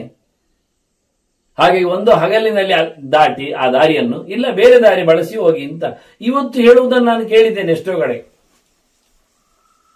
ಆಗ ರಾಜನೇ ಒಬ್ಬನೂ ಒಂದು ಕಡೆ ಇಲ್ಲದಿದ್ದ ಹೀಗಿರಬೇಡ ಅವರು ಹೇಳ್ತಾರೆ. ಈ ರೀತಿಯಾಗಿ ವದಬಂಧ ಪರಿಕ್ಲೇಶ ನಿತ್ಯಂ ಅರ್ಥವತಾಂ ಭವೇತ್. ಸಾಮಾನ್ಯವಾಗಿ ಕೇಳಿಕೊಂಡು ಹೋದ್ರೆ ಶ್ರೀಮಂತರ ನಿತ್ಯ ಪಾಡು ಏನು ಕೇಳಿದ್ರೆ ಇಂಥದ್ದೇ. ಅಲ್ಲಿ ಒಬ್ಬ ಶ್ರೀಮಂತ ಸತ್ತ, ಇಲ್ಲಿ ಒಬ್ಬನನ್ನು ಕಿಡ್ನಾಪ್ ಮಾಡಿದ್ದಾರೆ. ವದ ಬಂಧ ಪರಿಕ್ಲೇಶ, ಬಂಧ ಅಂದ್ರೆ ಬಂಧನ, ಅವನನ್ನು ಹಿಡಿದಿಟ್ಟಿದ್ದಾರೆ. ಬಿಡುಗಡೆ ಮಾಡಬೇಕಾದ್ರೆ 10 ಲಕ್ಷ ಕೇಳುತ್ತಾ ಇದ್ದಾರೆ ಡಿಮಾಂಡ್. ವದ ಬಂಧ ಪರಿಕ್ಲೇಶ, ಕೆಲವರಿಗೆ ಉಪದ್ರ ಕೊಡ್ತಾ ಇದ್ದಾರೆ, ಸಂಪತ್ತು ಹೇಗಾದ್ರೂ ಮಾಡಿತಾ ಅಂತ. ಯಾರಿ ಇದೆಲ್ಲ ಆಗುವಂಥದ್ದು ನಿತ್ಯ ಆಗ್ತಾ ಕಾಣುವಂಥದ್ದು ಅರ್ಥವತ. ಸಂಪತ್ತು ಯಾರು ಎಲ್ಲಿ ಇದೆ ಅವರ ಮೇಲೆ ಮುತ್ತಿಗೆ ಹಾಕ್ತಾರೆ. ಹಾಗಾದ್ರೆ ಯಾರು ಸಂಪತ್ತು ಮಾಡದಿರುವ ಅಂದ್ರೆ ಬದುಕಲಿಕ್ಕೆ ಆಗುವುದಿಲ್ಲ. ಆದ್ರಿಂದ ಮಮತ್ವಂಚ ನವಿಂದೇಯು ಯದಿ ರಾಜ ನಪಾಲೇ. ನಮ್ಮದು ಎನ್ನುವುದು ಒಬ್ಬ ವ್ಯಕ್ತಿಗೆ ಸ್ವಂತಕ್ಕೆ ಇಲ್ಲವೇ ಇಲ್ಲ ಆಗ್ತದೆ. ಅಲ್ಲ, ಕಳ್ಳನದ್ದುಂಟಲ್ಲ, ನೀವು ಕೇಳಬಹುದು ಅವನದ್ದು ಸ್ವಂತ. ಅವನದ್ದಿನ್ನ ದೊಡ್ಡ ಕಳ್ಳ ತೆಗಿತಾನಲ್ಲ. ನಾನು ಕಳೆದ ಬಾರಿ ಹೇಳಿದ್ನಲ್ಲ, ಒಬ್ಬನದ್ದು ಇಬ್ರು ಸೇರಿ ಮುಗಿದು ಖಾಲಿ ಮಾಡ್ತಾರೆ. ಇಬ್ಬರದ್ದು ಹೆಚ್ಚು ಜನ ಅನೇಕೆ ಅಪರಯ ಅಂತ ಇದೆ, ಹೆಚ್ಚು ಜನರು ಸೇರಿ ಮುಗಿಸ್ತಾರೆ. ಅದರಿಂದ ಟೋಟಲಿ ತೊಂದರೆ ಆಗ್ತಾನೆ ಇರ್ತದೆ, ಮುಂದುವರಿತಾನೆ ಇರ್ತದೆ. ಒಂದ್ಸರ್ತಿ ಹೇಳಿದ್ರು, ಒಬ್ಬ ಅಪಹಾರಕಾರನ ಕೈಯಿಂದ ಮಗದೊಬ್ಬ ಅಪಹಾರ ಮಾಡುವಾಗ ಅವನ ಮಂಡೆಯಲ್ಲಿ ಆದ್ರೂ ಒಮ್ಮೆ ರಾಜ ಇರಬೇಕಲ್ಲ ಅಂತ ಕಾಣ್ತದೆ ಅಂತ. ಇದು ಹೇಳಿದ್ದಷ್ಟೇ. ಹಾಗೇನಾಗುತ್ತೆ ಗೊತ್ತವ, ನನ್ನ ಅಪಹಾರ ಮಾಡಿದ್ನಲ್ಲ, ನಾನು ಇನ್ನೊಮ್ಮೆ ಅವನದ್ದು ತೆಗಿದ್ದೇನೆ ಅಂತ ಇವ ಅವನ ಮೇಲೆ ರಿವೆಂಜ್ ತಗೊಂಡು ಮತ್ತಷ್ಟು ಜನರನ್ನು ಕರ್ಕೊಂಡೋಗಿ ಅವನ ಕೈ ಕಾಲು ಮುರಿದು ಎಲ್ಲ ತರ್ತಾನೆ. ಅವನಿಗೆ ಅದು ಮುಂದುವರಿಕೆ ಆಗ್ತದೆ, ಅದು ಮುಂದುವರ್ತದೆ. ಹೀಗೆ ಮುಂದುವರ್ತಾರೆ, ದ್ವೇಷ ಮುಂದುವರಿತದೆ ಹೊರತು ಅವನಲ್ಲಿ ಅಯ್ಯೋ ಶಾಂತಿ ಕಾಪಾಡಲು ಒಬ್ಬ ರಾಜ ಬೇಕಾಗ್ತೇನೆ ಅಂತ ಯೋಚನೆಗಳು ಬರುವುದೇ ಇಲ್ಲ. ತನ್ನ ಕೆಲಸ ಇನ್ನೊಬ್ಬರಿಂದ ಆಗಿಸಬೇಕೆನ್ನುವಷ್ಟರ ಕಮ್ಮಿ ಮಟ್ಟಕ್ಕೆ ಅವನು ಉಳಿದಿಲ್ಲ. ದುರಹಂಕಾರಿಯಾಗಿ, ದುರಭಿಮಾನಿಯಾಗಿ ಆತ ಸೆಡೆದು ನಿಲ್ತಾನೆ. ಪತೇದ್ ಬಹುವಿಧಂ ರಾಜ್ಯಂ. ಹೀಗೆಲ್ಲ ರಾಜ್ಯಗಳು ವಿಚಿತ್ರವಾಗಿ ತಮ್ಮ ತನವನ್ನು ಕಳ್ಕೊಳ್ಳುತ್ತವೆ. ಪುಂಡ ಪೋಕರಿಂದ, ಅನ್ಯಾಯಗಾರರಿಂದ, ದರೋಡೆಕೋರರಿಂದ, ಸುಳ್ಳು ಜನರಿಂದ ತುಂಬಿ ಹೋಗಿ ಲೋಕ ಹಿಂಸೆಯ ಮಯ ಆಗ್ತದೆ. ಕಡೆಗೆ ರಾಜ್ಯವೇ ಬಿದ್ದೋಗ್ತದೆ, ಜನರೇ ಇಲ್ಲ. ಇದ್ದವರು ಸತ್ತಾಯಿತು, ಶ್ರೀಮಂತಿಗೆ ದಸ್ಯುಗಳ ವಶ ಆಯಿತು. ಕೊನೆಗೆ ಅವರು ಮತ್ತೆ ಗುಡ್ಡಗಾಡುಗಳಲ್ಲೇ ತಿರುಗಾಟವನ್ನು ಮಾಡ್ತಾ ಅನ್ಯಾಯದಲ್ಲಿ ನೆಲೆಗೊಳ್ಳುತ್ತಾರೆ. ನ ಯೋನಿ ದೋಷ ವರ್ತೇತ ನ ಕೃಷಿ ನ ವಣಿಕ್ಪಥಃ. ನೋಡಿ, ರಾಜ ಇಲ್ಲ ಅಂತ ಆದ್ರೆ ಯಾರ್ಯಾರನ್ನೋ ಮದುವೆ ಆಗ್ತಾರೆ. ಎಳ್ಕೊಂಡು ಹೋಗುವುದು ಯಾರಿಗೇನು ಅಂತ ಇಲ್ಲ, ಯಾರ ಜನ ಯಾರಿಗೆ ಅಂತ ಅಲ್ಲ. ಮತ್ತು ವ್ಯಾಪಾರ ವ್ಯವಹಾರ ಅಂತ ಇಲ್ಲ. ಕದ್ಲಿಗೆ ಹೋದ್ರೆ ವ್ಯಾಪಾರ ತೋರಿಸುವ ಹಾಗೆ ಇಲ್ಲ. ಮೂಟೆಯನ್ನು ಮಾರ್ಲಿಕ್ಕೆ ಉಂಟು ಹೇಳಿದ್ರೆ ಹೊದ್ಕೊಂಡೇ ಹೋಗ್ತಾರ ಅವರು. ಬೇಸಾಯ ಮಾಡುವವರಿಲ್ಲ. ಯಾಕೆ? ಗದ್ದೆಯನ್ನೇ ನುಂಗಿದ್ದಾನವ, ಜಾಗನ್ನೇ ತನ್ನದಾಗಿಸಿಕೊಂಡಿದ್ದ. ನೀನ್ ಎಲ್ಲಿ ಮಾಡ್ತೀರಿ ನೀವು? ಅಲ್ಲ, ಅದು ಕೋಣವನ್ನು ಎತ್ತನ್ನು ವಾಹನಕ್ಕೋ ಅಥವಾ ಗದ್ದೆ ಉಳಿಲಿಕ್ಕೋ ತಗೊಂಡೋದ್ರೆ ಅದನ್ನೇ ತಗೊಂಡೋಗಿ ಬಿಡ್ತಾನವ. ಯಾವುದೂ ಆಗತ್ತೆ ಅವನಿಗೆ, ನೇಗಿಲು ಆಗತ್ತೆ, ಒಣಗಿಯೂ ಆಗತ್ತೆ, ಮಂಚೂ ಆಗತ್ತೆ. ಹೀಗಾಗಿ ಏನಿಲ್ಲ ಆಗಿಬಿಡುತ್ತೆ, ಎಲ್ಲವನ್ನು ನುಂಗಿ ಹಾಕ್ತಾರೆ. ಹೀಗಾಗಿ ಏನ್ ಲೋಕದಲ್ಲಿ ಇಲ್ಲ. ಮಜ್ಜೇತ್, ಪ್ರತಿಯೊಂದು ಕಡೆಯಲ್ಲಿಯೂ ಅವರವರ ಧರ್ಮ. ಮಜ್ಜೆ ಧರ್ಮ ತ್ರೈ ನಸ್ಯಾತ್. ವೇದ ಓದುವವರಿಲ್ಲ, ಆಶ್ರಮ ಧರ್ಮಗಳಿಲ್ಲ, ವೈಯಕ್ತಿಕ ವ್ಯವಸ್ಥೆಗಳು ಇಲ್ಲ. ಒಟ್ಟಾರೆ ಎಲ್ಲ ಬಿದ್ದೋಗುತ್ತೆ. ಯದಿ ರಾಜಾನ ಪಾಲೇ. ವೇದವನ್ನು ಓದುವವ, ಉಳಿಸಿಕೊಳ್ಳುವವ, ಪ್ರಚಾರಕ್ಕೆ ನಿಲ್ಲುವವ ಯಾಕೆ ಅಂತ ಕೇಳುತ್ತಾನೆ. ಸ್ವಧರ್ಮದಲ್ಲಿ ಯಾರು ನಿಲ್ಲುವುದಿಲ್ಲ. ಮತ್ತೆಷ್ಟು ಕೇಳಿದ್ರೆ ನಾವು ವಿವಾಹ ಸಮಾಜೋವ, ಸಮಾಜವೇ ಸರಿ ಇರುವುದಿಲ್ಲ. ಇನ್ನೆಂದೇಳು, ಮದುವೆ, ಉಪನಯನ, ಸಂಸ್ಕಾರ ಇವುಗಳು ನಡೆಯುವುದಿಲ್ಲ ಲೋಕದಲ್ಲಿ. ಇಷ್ಟ ಬಂದಾಗೆ ಆಗುತ್ತೆ. ಮದುವೆ ಆದರೆ ಮದುವೆ ಯಾರನ್ನಾಗುವುದು ಅಂತ, ಹೇಗೆ ಆಗುವುದು ಅಂತ ಮಂಟಪದಲ್ಲೇ ಇದು ಬಿಡ್ತಾರೆ. ಮದುವೆ ಆಗುವುದು ಇಲ್ಲಿಗೆ, ಅದು ಎಲ್ಲಿದ್ದು ಹೊತ್ಕೊಂಡು ಬಂದದ್ದು ಇರಬಹುದು. ಮದುವೆ ಆಗೋಗತ್ತೆ, ಅಲ್ಲಿಂದ ಹೊತ್ಕೊಂಡು ಹೋಗ್ತಾನೆ. ನಯಜ್ಞ ಸಂಪ್ರವರ್ತೇಯು, ಹೋಮ ಹವನಗಳು ಇಲ್ಲ. ವಿಧಿವತ್ ದಕ್ಷಿಣ, ವಿಧಿವತ್ಸಾಪ್ತ ದಕ್ಷಿಣ, ಬೇಕಾದಾಗೆ ದಕ್ಷಿಣ ಕೊಟ್ಟು ಯಜ್ಞಯಾಗಗಳು ನಡೆಯುವುದಿಲ್ಲ. ಯಾಕೆ? ದಕ್ಷಿಣೆಗೆ ಸೊತ್ತು ತಂದಾಗಿ ಅಲ್ಲೇ ಕೂತ್ಕೊಂಡು ಹೋಗ್ತಾರೆ, ಇಲ್ಲ ಆಗಿಬಿಡ್ತದೆ. ಬೆಳ್ಳಿ ಬಂಗಾರಗಳು ನಾಪತ್ತೆ ಆಗ್ತವೆ, ದನ ಕರುಗಳು ಎಲ್ಲ ಇಲ್ಲಿ ಆಗಿ ಹೋಗ್ತವೆ. ಆದ್ರಿಂದ ಯಾವ ರೀತಿಯಿಂದಲೂ ಯಜ್ಞ ಮಾಡುವಾಗಿ ಕಾಣುವುದಿಲ್ಲ, ಯಜ್ಞಕ್ಕೆ ವಿನಿಯೋಗಿಸುವ ಸೊತ್ತುಗಳು ಸಿಗುವುದಿಲ್ಲ, ದಕ್ಷಿಣೆ ಕೊಡುವಂತೆ ಮಾಡಲಿಕ್ಕೆ ಆಗುವುದಿಲ್ಲ. ನವಋಷಾಹ ಸಂಪ್ರವರ್ತೇರನ್ ನಮಥೇರಶ್ಚ ಗರ್ಗರಾಹ. ವ್ಯಾಪಾರ ವ್ಯವಹಾರಕ್ಕೆ ಬೇಕಾದ್ರೆ ಬೆಣ್ಣೆ ಮೊಸರಿಗೋಸ್ಕರ ಬೆಳಿಗ್ಗೆ ಬೆಳಿಗ್ಗೆ ಬೇಗ ಎದ್ದು ದಧಿ ಮತನ ಮಾಡಲಿಕ್ಕೆ ಉಂಟು. ದಧಿ ಪಾತ್ರವೇ ಅಲ್ಲಿ ಇಲ್ಲ, ಕಡಿಲಿಕ್ಕೆ ಗಡುಗೋಲು ಇಲ್ಲ, ನೋಡಿದ್ರೆ ಮೊಸರೇ ಇಲ್ಲ. ಅದನ್ನು ಕದ್ದು ಹೋಗಿದ್ದಾರೆ ನೋಡಿ. ಇನ್ನೆಂತ ಮಾಡುವ? ಬೆಳಿಗ್ಗೆ ಎದ್ದು ಮೊಸರು ಕಡಿ ಹೋದ್ರೆ ಮೊಸರು ಕಡಿಲಿಕ್ಕೆ ಗಡಿಗೆ ಇಲ್ಲ, ಕದ್ದು ಬಿಟ್ಟಿದ್ದಾರೆ. ಇಲ್ಲ ಕಡುಗೋಲು ತಗೊಳ್ಳುವ ಅಂದ್ರೆ ಕಡುಗೋಲಿಲ್ಲ. ಇನ್ನು ಮೊಸರು ಬೆಣ್ಣೆ ಅದನ್ನ ತರುವ ಹೋಗುವ ಅಂದ್ರೆ ಎಲ್ಲಿಂಟು? ಮೊಸರು ಇಲ್ಲ, ಪಾತ್ರೆ ಇಲ್ಲ, ಮೊಸರು ಇಲ್ಲ, ಏನಿಲ್ಲ. ಅದನ್ನ ಶಬ್ದವೇ ಇಲ್ಲ. ನಾಳೆಯಿಂದ ಬೆಳಿಗ್ಗೆ ಎದ್ದು ಯಾರು ತಮ್ಮ ಕೆಲಸ ಮಾಡುವುದಿಲ್ಲ, ನಂಬಿಕೆ ಇಲ್ಲ. ನಾಳೆಗೆ ಸ್ವಚ್ಛವಾಗಿ ಬೆಳಿಗ್ಗೆ 1 ಗಂಟೆ ಕೂತು ಕಡೆದು ಬೆಣ್ಣೆ ತೆಗೆದಿಟ್ರೆ ಬೆಣ್ಣೆಯನ್ನು ಕದ್ದು ಬಿಟ್ರೆ ಮತ್ತೆ ಬೇಡ. ಮೊಸರು ಬೇಡ ಮನೆಯಲ್ಲಿ, ಗಡಿಗೆ ಬೇಡ, ಕಡಿಯುವುದು ಬೇಡ, ಬೆಣ್ಣೆ ಬೇಡ, ತುಪ್ಪ ಬೇಡ, ಏನು ಬೇಡ. ಅದನ್ನ ದನಗಳು, ಹೋರಿಗಳು ಇಲ್ಲ, ಹೋರಿಗಳಿಗೆ ಜಾಸ್ತಿ ರೇಟ್. ಅದನ್ನು ಕಡೆದು ತಿಂದ ಹೋಗುವ ಈ ಜನ. ಅದನ್ನ ದನಗಳಿಗೆ ಬೇಕು ಅಂದ್ರೆ ಹೋರಿಗಳು ಇಲ್ಲ, ಯಾವ ಕೆಲಸ ಆಗ್ತಾ ಇಲ್ಲ. ಗೋಶಾಹ ಪ್ರಣೇಶು, ಮತ್ತೊಂದು ಹೇಳ್ತಾರೆ ಗಮ್ಮತ್ತಾಗಿ, ಗೋಶಾಹ ಪ್ರಣಾಶಂ ಗಚ್ಚೇಯು ಎದುರಾಜನ ಪಾಲೆ. ಹಳ್ಳಿಯೇ ಇಲ್ಲ, ಆಯ್ತಾ? ಹಳ್ಳಿ ಗರು ಇಲ್ಲ, ಹಳ್ಳಿ ಇಲ್ಲ, ಪಾಡಿ ಇಲ್ಲ, ಕೇರಿಲ್ಲ, ಏನಿಲ್ಲ. ಇಡೀ ಅಲ್ಲಿನ ಮಂದಿಯನ್ನು ಮುಗಿಸಿದ್ದಾರೆ, ಸೊತ್ತನ್ನು ಅಪಹರಿಸಿದ್ದಾರೆ. ಹಳ್ಳಿ ನಾಶ ಆಗಿದೆ. ಹಳ್ಳಿ ನಾಶ ಆದ್ರೆ ಪೇಟೆ ನಾಶ ಆಗಲಿ ಸುಮಾರು ಹೊತ್ತಿಲ್ಲ. ಯಾಕೆಂದ್ರೆ ಎಲ್ಲ ಸೊತ್ತುಗಳು ಹಳ್ಳಿಯಿಂದಲೇ ಬರಬೇಕಾದವರಿಗೆ. ಕೆಲಸ ಮಾಡುವವರೆಲ್ಲ ಇರುವುದು ಹಳ್ಳಿಯಲ್ಲಿ. ಅದನ್ನೆಲ್ಲ ಬಗೆಯ ಜನರ ಕಷ್ಟದಿಂದಾಗಿ ಲೋಕವೇ ದುರ್ಬರ ಆಗಿ ಬಿಡುತ್ತೆ, ಇಲ್ಲ ಆಗಿ ಹೋಗ್ತದೆ. ಯಾಕೆ? ರಾಜ ಇಲ್ಲದೆ ಹೋದ್ರೆ ಅಷ್ಟು ವಿಶೇಷವಾಗಿ. ಅದು ಎಂತ ಎಷ್ಟು ಬಹಳ ಚೆನ್ನಾಗಿ ಹೇಳ್ತಾರೆ. ಇಡೀ ಜಗತ್ತು ಎಲ್ಲರೂ ಸಹ ಹೆದರಿಕೊಂಡಿರ್ತಾರೆ. ಆಹಾಭೂತಂ ಅಚೇತನಂ ತ್ರಸ್ತಂ ಉದ್ವಿಗ್ನ ಹೃದಯಂ. ಎಲ್ಲರೂ ಭಯಕಂಪಿತರು, ಟೆನ್ಷನ್, ಮನಸ್ಸಿನಲ್ಲಿ ಉದ್ವೇಗ, ತಳಮಳ, ಬೊಬ್ಬೆ ಬಾಯಿಯಲ್ಲಿ, ಮೈ ಸ್ಟನ್ ಆಗ್ತದೆ ಕೆಲವರಿಗೆ. ಎಂತ ಮಾಡುದು ಗೊತ್ತಿಲ್ಲ.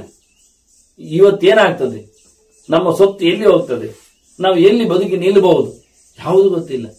ಸೊತ್ತಿನ ಅಪಹಾರ, ತಲೆಯನ್ನು ಗಡಿತಾರೆ, ಗಲಾಟೆ ಎಬ್ಬಿಸ್ತಾರೆ. ಹೀಗೆ ಉಚ್ಚಂಗ ಪ್ರವೃತ್ತಿಯ ಜನ ಒಟ್ಟಾರೆ ಎಲ್ಲರಿಗೂ ಸಹ ಗಲಿಬಿಲಿ, ಗೊಂದಲ, ಟೆನ್ಷನ್, ಗಲಾಟೆ, ಹೀಗೆ ಬದುಕ್ತಾರೆ ಅವರು. ಕ್ಷಣೇನ, ಅದೇನು ಬಹಳ ತಡ ಅಂತ ಹೇಳಲಿಕ್ಕೆ ಆಗುವುದಿಲ್ಲ. ಒಂದು ಕ್ಷಣದಲ್ಲಿ, ಒಂದು ಹೊತ್ತಿನಲ್ಲೇ ಸಾಯಲಿಕ್ಕೆ ಆಗುವುದು. ವಿನಶೇತ್ ಸರ್ವಂ, ಒಬ್ಬ ಇಬ್ಬ ಅಲ್ಲ, ಒಂದು ಕುಲ, ಒಂದು ಊರಂತಲ್ಲ, ಇಡೀ ಒಮ್ಮೆಲೆ ಎಲ್ಲರೂ ಸಹ ನಾಶವನ್ನು ಅನುಭವಿಸಿ ಯಾರು ಒಂದೊಮ್ಮೆ ರಾಜ ಚೆನ್ನಾಗಿ ನೋಡಿಕೊಳ್ಳದಿತ್ತು ಮುಖ್ಯವಾಗಿ. ಮತ್ತೆ ನಾ ಸಂವತ್ಸರ ಹತ್ರಾಣಿ ತಿಷ್ಟೇಯು ಅಗತೋ ಭಯ. ಇನ್ನು ದೀರ್ಘಕಾಲದ ಯಜ್ಞಗಳ ಬಗ್ಗೆ ಹೇಳುವುದಿಲ್ಲ, ಹೀಗೆ ಹೇಳ್ತಾರೆ. ಗ್ಯಾರಂಟಿ ಇಲ್ಲ. ದೊಡ್ಡ ಮಟ್ಟಿನ ಯಾಗ ಯಜ್ಞಗಳು ಮಾಡಬೇಕಾದ್ರೆ ಸಂಪತ್ತುಗಳ ವಿನಿಯೋಗ ಹೆಚ್ಚಿರಬೇಕು. ದ್ರವ್ಯ ವ್ಯವಸ್ತುಗಳಲ್ಲಿ ಬೆಳ್ಳಿ ಬಂಗಾರದ್ದು ಇಲ್ಲದೆ ಹೋಗ್ಲಿ, ಮರದ್ದೇ ಆಗಲಿ, ಅದನ್ನು ಕದಿಯೋರಿರ್ತಾರೆ. ತುಪ್ಪ ವಸ್ತುಗಳನ್ನು ಕದಿಯೋರಿರ್ತಾರೆ. ಊಟೋಪಚಾರಗಳನ್ನು ಸಹ ನುಂಗುವವರಿರ್ತಾರೆ. ಅದಕ್ಕೂ ಬೇಕವರಿಗೆ. ಹೀಗಾಗಿ ಏನಿಲ್ಲ, ದೀರ್ಘಕಾಲದ ದೊಡ್ಡ ಮಟ್ಟಿನ ಯಜ್ಞಗಳಾಗುವುದಿಲ್ಲ. ಯಾರಿಗೂ ಹೆದರಿಕೆ ಇಲ್ಲದೆ, ಸಾವಿಲ್ಲದೆ ತಾವು ಬದುಕಿದ್ದೇವೆ ಅನ್ನೋದಕ್ಕೆ ಹೆಚ್ಚಾಗಿ ಗ್ಯಾರಂಟಿ ಇಲ್ಲ. ಎಷ್ಟೊತ್ತವರನ್ನು ಕಡಿಬಹುದು. ನಾನು ವಿಧಿವತ್ ದಕ್ಷಿಣಾವಂತಿ, ಒಳ್ಳೆ ಹೇಳಿದ ಪ್ರಕಾರ ದಕ್ಷಿಣೆ ಕೊಡುವಂತಹ ಯಜ್ಞ ಮಾಡಿದ್ದಕ್ಕೆ ದಕ್ಷಿಣೆ ಅಷ್ಟು ದುಡ್ಡೇ ಇರುವುದಿಲ್ಲ ಅವನಲ್ಲಿ, ಸಂಪತ್ತೇ ಇಲ್ಲ, ನಿರ್ಗತಿರ ಆಗ್ತಾನೆ.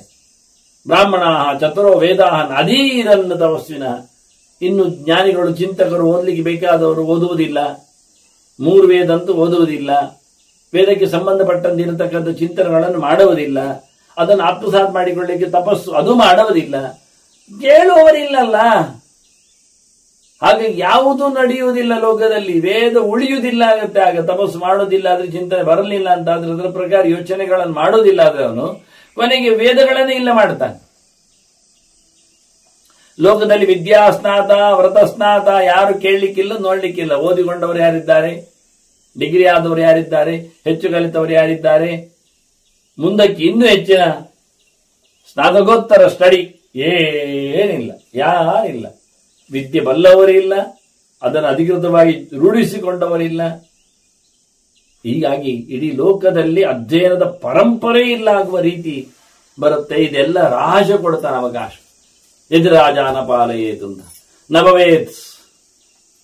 ಎಲ್ಲಿವರೆಗೆ ಕೇಳಿದ್ರೆ ಯಾರು ಸಹ ಧರ್ಮವನ್ನು ನಡೆಸುವುದೇ ಇಲ್ಲ, ಧರ್ಮ ಸಂಸೇವಿಯೇ ಇಲ್ಲ, ಧರ್ಮವನ್ನು ಇಷ್ಟಪಟ್ಟುಕೊಂಡು ಮಾಡುವವರಿಲ್ಲ. ಯಾಕೆ? ನಾನು ಹಾಗೆ ಹೇಳಿದೆ, ಲೋಕ ಪೂರ್ತಿ ಅಧರ್ಮದಲ್ಲಿ ನೆಲೆಗೊಂಡಾಗ ಪ್ರತಿಯೊಬ್ಬರು ಕಾಣುವುದೇನು ಕೇಳಿದ್ರೆ, ಒತ್ತೊಬ್ಬ ಮಾಡುವ ಧರ್ಮವನ್ನು ತಮಗೆಲ್ಲಿ ಆಪತ್ತು ಆಗುತ್ತೋ ಹೇಳಿಕೊಂಡು ತಾವು ಧರ್ಮವನ್ನು ಬಿಟ್ಟು ಅವರನ್ನು ಬಿಡಿಸುವುದು.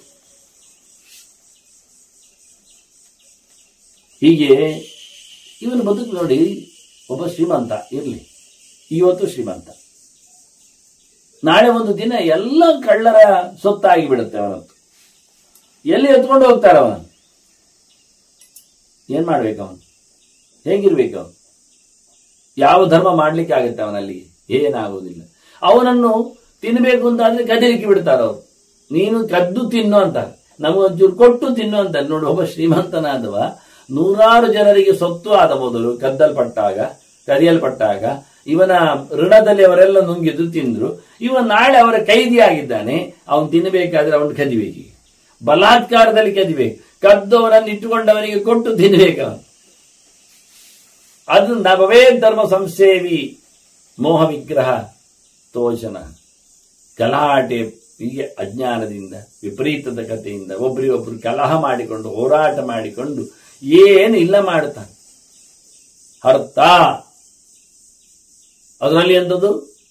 ಸ್ವೇಚ್ಛೆಯಿಂದ ಬದುಕುವವರವರು, ಇಷ್ಟಬದ್ದಲ್ಲಿ ಹೋಗ್ತಾರವರು. ಇಂಥವನಿಗೆ ತಮ್ಮ ಇಷ್ಟದಂತೆ ನಡೆಯುವ ಜನರಲ್ಲಿ ಧರ್ಮವೇ ಉಳಿಯದೇ ಇದ್ದಾಗ ಲೋಕದ ಕಥೆ ಏನಾಗುತ್ತೆ? ಎದುರಾಜ ನಪಾಲಿಯದು. ನೋಡಿಕೊಳ್ಳುವ ರಾಜ ಇಲ್ಲದೇ ಇದ್ದರೆ ಪ್ರತಿಯೊಬ್ಬರು ಸಂಹಾರ ಮಾಡುವವರು, ಅಪಹಾರ ಮಾಡುವವರು, ಇದೇ ಆಗ್ತಾ ಇರುತ್ತೆ ಹೊರತು ಆದ್ರಿಂದ ಮೊದಲು ಆಗಬೇಕಾದ್ದು ರಾಜ ಗಟ್ಟಿಯಾಗಬೇಕಾದ್ದು. ರಾಜ ಇಲ್ಲದೆ ಹೋದಲ್ಲಿ ಈ ಶಾಸ್ತ್ರ ಉಳಿಯುವುದಿಲ್ಲ, ಮಾಡುವ ವ್ಯವಸ್ಥೆಗಳಲ್ಲಿ ಪರಿಪೂರ್ಣತೆ ಕಾಣುವುದಿಲ್ಲ. ಅಂದ್ರೆ ಒಂದು ಯಜ್ಞ ಅಂದ ತಕ್ಷಣ ಅದಕ್ಕೆ ಬೇಕಾಗಿರುವಂಥದ್ದು ಒಂದು ಪ್ರಕ್ರಿಯೆ. ಓದದೇ ಇದ್ದಾಗ ಆಗುವುದಿಲ್ಲ. ಬದುಕೇ ಎಲ್ಲಿ ಓದುವುದಿಲ್ಲ ಯಾಕೆ ಕೇಳಿದ್ರೆ ತಿಳ್ಕೊಳ್ಬಹುದಲ್ಲ ಅಂದ್ರೆ ಬದುಕೇ ಪ್ರಧಾನವಾಗುವುದರಿಂದ ಯಾವ ಧರ್ಮಗಳು ನೆಲೆಗೊಳ್ಳುವುದಿಲ್ಲ. ತಿನ್ನಲೋಸುಗ ಮನುಷ್ಯ ಓಡಿ ಹೋಗ್ತಾನೆ, ಹೋರಾಟಕ್ಕೆ ನಿಲ್ತಾನೆ. ಒಂದು ತಲೆಮಾರು ಪೂರ್ತಿ ಹೋರಾಟದಲ್ಲಿ ಸಾಯ್ತದೆ. ಎರಡನೇ ತಲೆಮಾರಿನಲ್ಲಿ ಹೋರಾಟಕ್ಕೆ ಸಜ್ಜು ಮಾಡಲಿಕ್ಕೆ ಬೇಕಾದಂತಹ ವ್ಯವಸ್ಥೆಗಳನ್ನು, ಪರ್ಯಾಯ ವ್ಯವಸ್ಥೆಯನ್ನು ಹುಡುಕುವುದರಲ್ಲಿ ಸಾಯ್ತದೆ. ಮತ್ತೆ ಕೆಲವೊಮ್ಮೆ ಎರಡನೇ ತಲೆಮಾರು ಓಡುವುದರಲ್ಲಿ ಆಗಿರ್ತದೆ, ಪಲಾಯನ, ತಪ್ಪಿಸಿಕೊಂಡು ಹೋಗುವುದು. ಇಲ್ಲಿಂದ ಎಲ್ಲಿ ತಪ್ಪಿಸಿ ಹೋದ್ರು ಮಗದೊಂದು ಕಡೆಯಲ್ಲಿ ಅರಾಜಕತೆ ಬಂದಾಗ ಕಳ್ಳಕಾಕರ ಭಯ ಎನ್ನುವುದು ಉಂಟೇ ಉಂಟು. ಮತ್ತೆ ಅನಿವಾರ್ಯವಾಗಿ ಅವರು ಸಹ ದುಷ್ಟರಾಗ್ತಾರೆ, ಮತಾಂತರ ಆಗ್ತಾರೆ. ಮತಾಂತರ ಅಂದ್ರೆ ಬುದ್ಧಿಯನ್ನು ಚೇಂಜ್ ಮಾಡ್ತಾರೆ. ಧರ್ಮದ ಮೇಲೆ ಅವರಿಗೆ ವಾಕರಿಕೆ ಬರ್ತದೆ, ಅಧರ್ಮವನ್ನೇ ಧರ್ಮ ಅಂತ ಮಾಡ್ತಾರೆ, ಇನ್ನೊಬ್ಬರ ಮೇಲೆ ಅವರು ಬಲಾತ್ಕಾರ ಮಾಡ್ತಾರೆ. ಯಾರು ಕಷ್ಟಪಟ್ಟು ಈ ರೀತಿಯಾಗಿ ಕ್ಲಿಷ್ಟತೆಯಿಂದ ತಮ್ಮ ತನವನ್ನು ಕಳಿಸಿಕೊಂಡು ಎಲ್ಲಿ ನಿಂತಿದ್ದಾರೆ ಅವರು ಭಯಾನಕ ವ್ಯಕ್ತಿಗಳಾಗ್ತಾರೆ. ತಮ್ಮ ಕೈ ಒಬ್ಬ ಶ್ರೀಮಂತ ಒಂದು 4 ದಿನದಲ್ಲಿ ಏನು ಇಲ್ಲದಾಗಿ ಮಗದೊಬ್ಬ ಕೊಟ್ಟವನ ಹತ್ತಿರದಲ್ಲಿ ಬೇಡಿ ತಿನ್ನುವಂತೆ ಆಗಿಬಿಟ್ರೆ, ಅವನು ಕಸಿದು ತಿನ್ನಬೇಕು ಅಂತ ಪ್ರವೃತ್ತಿಗೆ ಹೊರಟ್ರೆ ನಿಜವಾಗಿಯೂ ಚಂಡಾಡಿ ಜೋರಾಗಿ ಹೋರಾಟ ಮಾಡಿ ಹಿಂಸೆ ನಡೆಸಿ ತಿಂದಾನೆ. ತನಗಾದ ಹಿಂಸೆ ಅಲ್ಲಿ ತೋರಿಸ್ತಾನೆ. ಇದನ್ನು ಉಲ್ಲೇಖ ಮಾಡಿದ್ರು. ನಭವೇ ಧರ್ಮ ಸಂಸೇವಿ ಮೋಹ ವಿಗ್ರಹತಃ ಅಂತ. ಅವನಿಗೆ ಅಜ್ಞಾನದ ಪರಾಕಾಷ್ಠೆ, ಏನು ಮಾಡಬೇಕು ಅಂತ ತೋರ್ತಾ ಇಲ್ಲ. ಗಡಿಬಿಡಿಯಲ್ಲಿ, ತೊಂದರೆಯಲ್ಲಿ ತಲೆ ಒಳಗೆ ಏನೋ ತಪ್ಪೇನು ನಿಲ್ತದೆ, ಆಗಿ ಹೋಗ್ತದೆ ತಪ್ಪುಗಳು. ಅವನಿಗೆ ಗಾಬರಿಯಿಂದಾಗಿ ಮನಸ್ಸು ಕಂಟ್ರೋಲ್ ತಪ್ತದೆ, ಎಚ್ಚರ ತಪ್ತಾನೆ.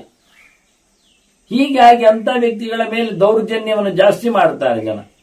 ವ್ಯಕ್ತಿ ಇದರಿಂದಾಗಿ ಸ್ವಚ್ಛೇಂದ್ರಿಯನಾಗಿರುವವ, ಇಷ್ಟಪಟ್ಟು ತನಗೆ ಹೇಳಿದಾಗೆ ತನ್ನ ಇಂದ್ರಿಯಗಳನ್ನು ಪ್ರವೃತ್ತಿಗೆ ನೋಡುವವ ಲೋಕದಲ್ಲಿ ಹೆಚ್ಚಾಗ್ತಾರೆ, ಅಪಹಾರಕ್ಕೆ ಹೋಗ್ತಾನೆ. ಅವನಿಗೆ ತಾನು ಮಾಡುವುದು ಏನು ಎನ್ನುವುದು ತನಗೂ ಗೊತ್ತಿರುವುದಿಲ್ಲ. ಕೆಲವೊಮ್ಮೆ ಹೇಳಿಕೊಳ್ಳುತ್ತಾನೆ. ಭೀತಿಯಲ್ಲಿದ್ದವ, ಸಹಜನಾದವ, ಸುಭಗನು ಕೆಲವೊಮ್ಮೆ ಹೇಳ್ತಾನೆ, ಬದುಕಲಿಕ್ಕೋಸ್ಕರ ನಾನು ಏನು ಮಾಡಿದೆ ನನಗೆ ಗೊತ್ತಿಲ್ಲ. ಒಂದು ಕಾಲದಲ್ಲಿ ಅಂತ ಒಳ್ಳೆ ರೀತಿಯಿಂದ ಧರ್ಮವನ್ನು ನೆಲೆಗಟ್ಟಿಕೊಂಡು ನಿಂತವ ಸಂಪೂರ್ಣವಾಗಿ ಸಂಪತ್ತಿನಿಂದ ಸೊನ್ನೆ ಆದಾಗ ಅವನು ಮತ್ತೆ ಪುನಃ ಯಥಾ ಪ್ರಕಾರ ಅಧರ್ಮದೆಡೆಗೆ ವಾಲಬಹುದು, ಗಟ್ಟಿಯಾಗಬಹುದು. ಹಾಗೆ ಆಗ್ತಾನೆ ಅಂತ ಇಲ್ಲಿ ರಾಜನಿಲ್ಲದೆ ಹೋದಲ್ಲಿ ಲೋಕದಲ್ಲಿ ಸುಭಿಕ್ಷೆ ಇಲ್ಲ, ತೊಂದರೆಗಳು ಜಾಸ್ತಿ, ಅನೇಕ ಆಯಾಮಗಳಿಂದ ರಾಜ ಇಲ್ಲದಿದ್ದಾಗ ಏನೆಲ್ಲ ಆಗುತ್ತೆ ಎನ್ನುವುದನ್ನು ಬಿಡಿಸಿ ಬಿಡಿಸಿ ಬಿಡಿಸಿ ಭೀಷ್ಮರು ಬೃಹಸ್ಪತ್ಯಾಚಾರ ಮತವನ್ನು ತಮ್ಮ ಮುಂದೆ ಇಟ್ಟಿದ್ದಾರೆ. ಸ್ವಯಂ ಬೃಹಸ್ಪತ್ಯಾಚಾರ್ಯ ದಂಡ ನೀತಿಯನ್ನು ಓದಿಕೊಂಡಿದ್ದು, ಸ್ವಯಂ ಬೃಹಸ್ಪತ್ಯಾಚಾರ್ಯರಿಂದಲೇ ದಂಡ ನೀತಿಯನ್ನು ಓದಿಕೊಂಡವರು ಭೀಷ್ಮರು ಆ ಲೆಕ್ಕದಲ್ಲಿ. ಇಲ್ಲಿ ಮತ್ತೆ ಸಂವಾದಕ್ಕೋಸ್ಕರ ನೆನಪಿಸಿಕೊಂಡ್ರು. ಮತ್ತೊಂದಿಷ್ಟು ಬೃಹಸ್ಪತ್ಯಾಚಾರ್ಯರು ಹೇಳಿದ್ದಾರೆ, ರಾಜನಿಲ್ಲದೆ ಇದ್ದಾಗ ಯಾವ ರೀತಿಯಲ್ಲಿನ ಸಂಕಟವನ್ನು, ಅಂದ್ರೆ ಲೋಕ ಹಿಂಸೆ ಟೋಟಲಿ ಇಲ್ಲಿರುವುದು. ಪರಮೋಚ್ಚವಾದ ಧರ್ಮ ಯಾವುದು ಕೇಳಿದ್ರೆ ಯಾರಿಗೂ ಏನೂ ತೊಂದರೆಯಾಗದಂತೆ ಬದುಕುವುದು ಅಂತ. ರಾಜನ ಆಡಳಿತೆಯಲ್ಲಿ ರಾಜ ಶಬ್ದದ ಅರ್ಥವನ್ನು ಹಿಂದೆ ಹೇಳಿದಾಗ ಏನ್ ಹೇಳಿದ್ದು? ಸಂತೋಷಗೊಳಿಸುವವನು ರಾಜ. ರಾಜ ತನ್ನ ಆಡಳಿತದಿಂದ ಅವನು ಸಂತೋಷಗೊಳ್ಳಬೇಕು, ಪ್ರಜೆಗಳನ್ನು ಸಂತೋಷಗೊಳಿಸಬೇಕು. ಹೀಗಾಗಿ ರಾಜನೇ ಇದಕ್ಕೆ ಮೂಲ ಹೇಳಿದ್ದಾಗೆ ಅವನು ಸಂತೋಷಗೊಳ್ಳಬೇಕಾದ್ರೆ ಅವನಿಗೆ ಈ ರೀತಿಯಾದ ಉಪಟಳಗಳು ಬರಬಾರದು. ಲೋಕದಲ್ಲಿ ಉಪಟಗಳನ್ನು ಅವನು ಇಷ್ಟಪಡುವುದಿಲ್ಲ, ತನ್ನಂತೆ ತಿಳ್ಕೊಳ್ಬೇಕು ರಾಜನಿಗೆ ಅಂತ ಹೇಳಿಕೊಟ್ಟಿದ್ದ ಭೀಷ್ಮ.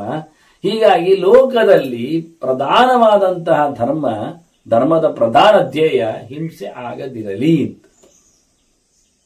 ರಾಜ ಗಟ್ಟಿಯಾಗಿ ನಿಂತರೆ ಅವನ ಭಯದಿಂದ ಯಾರು ಹಿಂಸೆ ಮಾಡುವುದಿಲ್ಲ. ಇದರಿಂದ ಇಡೀ ಕ್ಷೇಮವನ್ನು ಉಳಿಸಲಿಕ್ಕಾಗತ್ತೆ ಅಂತ. ಹೀಗೆ ರಾಜ್ಯದ ಬದುಕು, ಪ್ರಜೆಗಳ ಕ್ಷೇಮ, ರಾಜನ ನೆಲೆಯಲ್ಲಿ ರಾಜ ನಿಂತದ್ರಿಂದ ಆತನು ಇರ್ಲಿಕ್ಕೆ ಹೋಗಿ ಕೆಲವೊಮ್ಮೆ ತಡವಾಗಿ ಅಪಾಯಿಂಟ್ಮೆಂಟ್ ಆದಾಗ ಎಷ್ಟೋ ದೇಶಗಳಲ್ಲಿ ಹೆಚ್ಚು ಕಡಿಮೆ ಆದದ್ದುಂಟು. ವೇನನ್ನೇ ಸತ್ತು ನಿಂತಾಗ ಅಂಗರಾಜನ ಮಗ ವೇನ ಸತ್ತು ನಿಂತ ಪೃಥ್ವಿರಾಜ ಬರುವ ಮುಂಚೆ ಸ್ವಲ್ಪ ಸಮಯದಲ್ಲಿ ಆಗಿರತಕ್ಕಂತಹ ಹೆಚ್ಚು ಕಡಿಮೆಗಳನ್ನೆಲ್ಲ ಗಮನಿಸಿದ್ದಾರೆ.